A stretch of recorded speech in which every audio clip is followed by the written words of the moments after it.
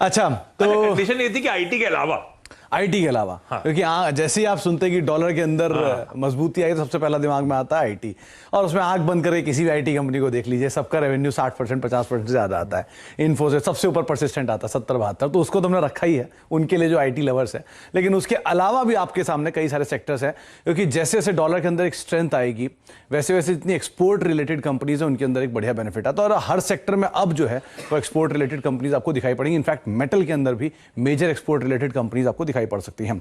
चलिए एक एक करके पहले कुछ आंकड़े आपके सामने आते हुए दिखाई पड़े हैं, किस तरह की स्थितियां भी डॉलर में दिखाई पड़ रही हैं, क्योंकि डॉलर के अंदर एक जोरदार तेजी देखने को मिली और ना केवल इंडियन करेंसी में बल्कि सारी करेंसीज में। तो डॉलर एक मजबूत करेंसी के तौर पर निकला, लेकिन हम फिर भी बेटर साइड पर हैं।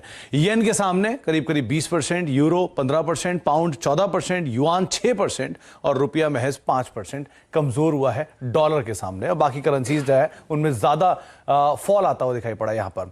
अच्छा, और इकोनॉमीज में देखें, श्रीलंका, वहां पर तो अनरेस्ट चल रहा है तो उसका तो इंपैक्ट है ही, साथ ही साथ पाकिस्तान, वहां भी सिचुएशन थोड़ी खराब है तो वहां पर भी, और नेपाल 7% और भूटान, ये बाकी जो हमारे अड़ोसी पड़ोसी हैं उन सबकी सिचुएशन और भारतीय करेंसी की पोजीशन आपके सामने आते हुए दिखाई पड़ रही है। तो वहां पर भी डॉलर की स्थिति के सामने रुपया उतनी खराब स्थिति में नहीं है जितना बाकी करेंसी दिखाई पड़ रही है। सबसे निचले स्तरों की तरफ रुपया जो है वो जाता हुआ दिखाई पड़ रहा है, वीकनेस प्रिवेल कर रही है, 77 के पार ये पहुंचता हुआ दिखाई पड़ रहा है। कल जो थी वो वीकनेस कुछ ज्यादा ही देखने को मिल रही थी।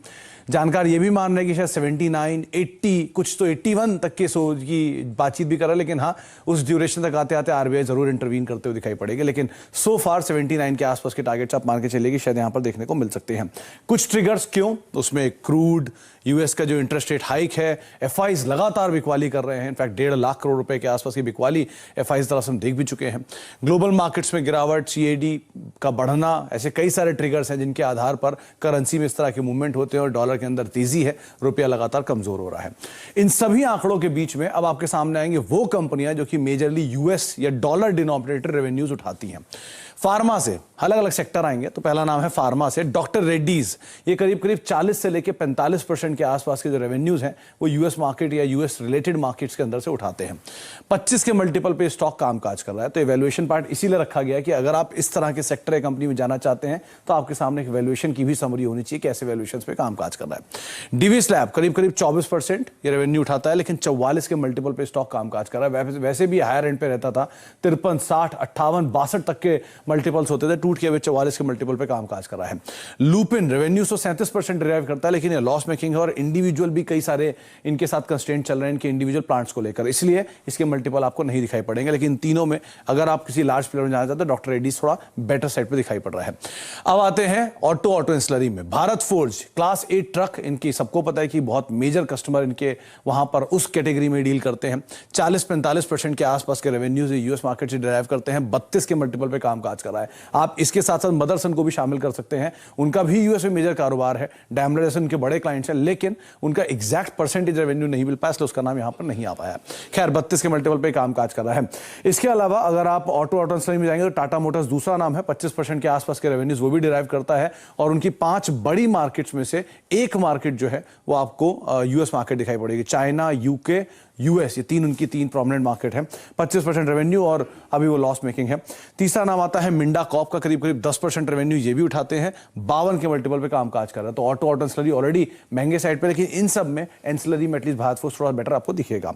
टेक्सटाइल सबसे मेजर एक्सपोर्टर, इंडिया का 3rd लार्जेस्ट एक्सपोर्ट जो जाता है यूएस में वो टेक्सटाइल ही होता है। वेल्सपन 95% रेवेन्यूज अपने उठाते हैं एक्सपोर्ट रिलेटेड बिजनेस में, जिसमें यूएस और यूके दोनों आता है, तो इनके लिए यूएस बड़ा क्लाइंट है, 12 के मल्टीपल पे कामकाज कर रहा है। ट्राइडेंट करीब 50% से ज्यादा रेवेन्यू उठाता है और ये बात सब जानते हैं कि ये जो टेनिस के मेगा गेम्स होते हैं उनके लिए की सप्लायर भी रहे हैं। 33 का इनका मल्टीपल है।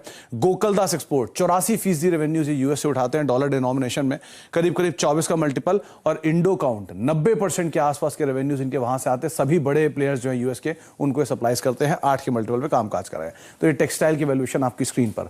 मेटल में जेएसएल, इनकी तो मैनेजमेंट से रिसेंटली बात हुई थी, 15 से 20% के आसपास के रेवेन्यूज वहां से उठाते हैं और ये प्रीमियम सेगमेंट है इनका, हाई मार्जिन सेगमेंट, 10 के मल्टीपल स्टॉक कामकाज कर रहा है। हिंडाल्को, नोवेलिस जैसे सब्सिडी इनकी वहां पर कामकाज कर रही है सब्सिडरी, और उस सब्सिडरी से भी मेजर रेवेन्यूज आता है, 60-70% के आसपास रेवेन्यूज वहां से 9 के मल्टीपल पे भी कामकाज कर रहा है। लेकिन यहां पर बड़ा केपेक्स है तो बाजार उसको थोड़ा सा कंसर्न साइड पे ले रहा है।